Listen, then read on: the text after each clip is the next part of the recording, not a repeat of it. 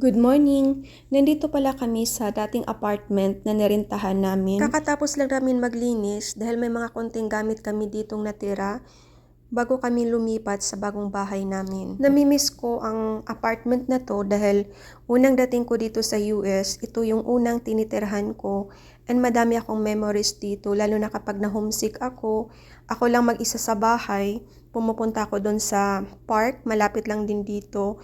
And at least kahit papano mawawala yung lungkot ko. Kaso nga lang kapag pumupunta ako sa labas o di kaya sa park, madaming dumadaan na eroplano minu-minuto.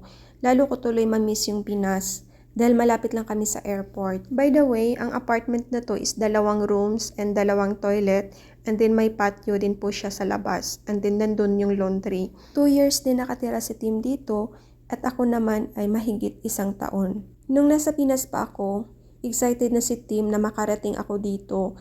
Malinis na daw yung apartment, nilinisan na daw niya. Base sa kwento niya, sobrang proud po talaga siya. Pero nung dumating ako dito, nabigla ako. Hindi ko alam kung saan ako mag-umpisa maglinis. Iba talaga pag lalaki ang nakatira. Nung lumipat din siya dito, yung table niya, iniwan niya sa dating apartment niya sa California. So walang table, walang couch nung dumating ako dito. So okay lang naman at simple lang naman ako as long as okay naman ako, welcome ako, so walang problema.